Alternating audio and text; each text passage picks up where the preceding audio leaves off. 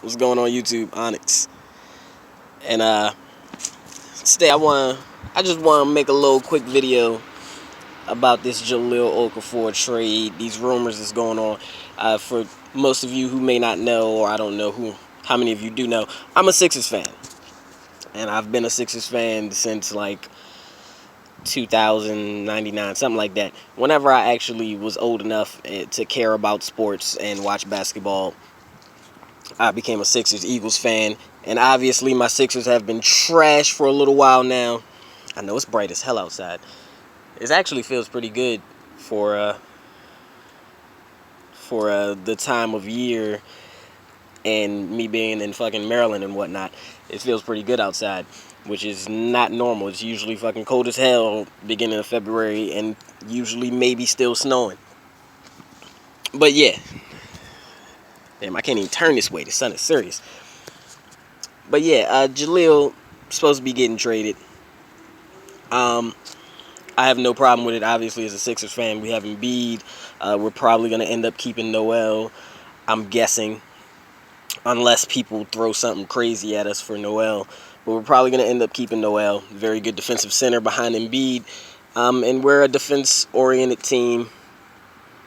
And the Pelicans are also a pretty defense-oriented team, but they could use some offense. And Jahlil is instant offense, first and foremost. 100% instant offense. And on top of that, he's also... a lot of people are underrating Jahlil. I mean, yes, defensively, he could use some work. You give him the right teammates, you give him the right system, and defensively, he's not going to be that bad. But a lot of people see him as just completely horrible just because. But yeah, he needs some work defensively. Offensively, his post game is amazing. We're just going to put it that way. He is very polished in the post game. His footwork is good. He's a very good ball handler for a 6'11", 270 center. Very strong. Already got the NBA frame. Nothing there to really work on. His only issues offensively, he needs a better shot. His mid-range game still is kind of iffy. He's shown that he can hit it, but he really hasn't shown that he will consistently shoot it. And a lot of people will back off of him, and instead of him pulling up like DeMarcus Cousins does, he still tries to go into his post game and back him down. I feel like Jahlil, once he has some time to actually get his stuff together and get a little bit more practice, get a little bit more play time, the shot is going to get better. He has a pretty good form. His mechanics are pretty good, so it's not like his shot is broken and it's just going to be trash for forever. His mechanics are really good. I mean, he has really nice form. Anybody who actually has seen him shoot, it's something that can be worked on, can get better, and he's going to be a pretty good mid-range shooter, and eventually maybe he'll turn into something like DeMarcus, someone like DeMarcus who can pull up from three and just be a defensive nightmare for other teams because he's so versatile. Anyone that's that strong, that tall, that can also shoot threes, Marc Gasol, DeMarcus Cousins, they're a problem for a lot of teams. And I feel like Jahlil can become that problem also. Just give him some time. He's only 20. He's literally, actually, I think he just turned 21. If I'm correct, I believe he literally just turned 21 in December, which is still extremely young. He hasn't even technically played a full season in the NBA because he got injured his rookie year. He's been injured part of this year, and we haven't played him a lot of games because he doesn't exactly fit well with Embiid, and we like Nerlens. Nerlens' defense is amazing. He's getting better at shooting his mid-range shots, and he's more of an energy, run-the-floor guy than Jahlil is. And when Jahlil does run the floor, it's very rare, but he's a very good player when he does run the floor. Like I said, a lot of people don't know that, though, because a lot of people don't watch Sixers games like I do and just don't see what Jahlil does when he is engaged. His issue is he's not always engaged, and that's going to be a problem. But, I mean, if you get him on another team and he's more of a focal point, he'll probably be pretty engaged for a lot of the times. And I feel like that's his main issue right now. He's not a focal point. He's not as engaged as he should be. So I just think he needs a new city, a new chance, and he'll be a lot better. I think Chicago should have probably made a deal for him because he's from Chicago, and that probably would have energized him to be back home, to be around his friends and family and whatnot, and play for his hometown team. Probably would have been the best bet, but I don't see Chicago making any type of deal for him. I could be wrong, but I don't see that happening.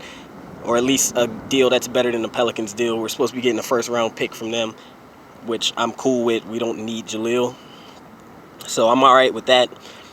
But yeah, I feel like people need to get off Jahlil Okafor. A lot of people are already calling him a bust, and they're really underrating Jahlil. And he's a lot better than a lot of people give him credit for. Like I said, he had a very good rookie season, comparable to DeMarcus Cousins. Nobody called DeMarcus Cousins trash. Nobody called him a bust. His rookie and his sophomore year in the NBA. But apparently, I guess because DeMarcus's hype wasn't as much as Jahlil, DeMarcus had John Wall and Eric Bledsoe and whatnot on his college team. Meanwhile, Jahlil was basically just a one-man wrecking crew in Duke, taking them to the national title. So I guess people feel like Jahlil should be further along than he is.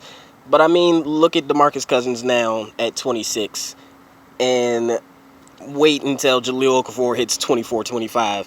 And then we'll see how much farther along he really should be. I mean, he really hasn't even technically played a full season yet. Like, let the boy play a full season.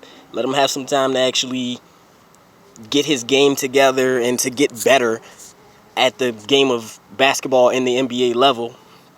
And then see where he's at. Like, it makes no sense how people already labeled this boy a bust and he's not going to be anything and this is as good as he's going to get. It really doesn't make any sense. But I guess people will find out sooner or later.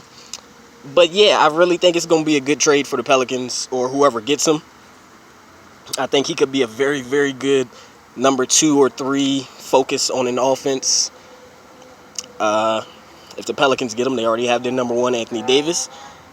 Drew Holiday could, if he stays, will be their number 2 probably. And Jahlil the number 3, which would make them a very, very good team. They just have to put the right pieces around them. Buddy Hield is already a pretty good piece. They just have to find a couple more players like Buddy Hield to put around them because you have to double team Jahlil Okafor. You have to. You can't leave him on the post alone, and you kind of have to double team Anthony Davis. So you put a bunch of shooters around them too, and I feel like the Pelicans are a very good team. But we'll see how it works out. I just really wish people would get off that with Jahlil like he's a bad player. But people will find out eventually. But yeah, that's going to be it for me. I'm Onyx. And I'm out of here.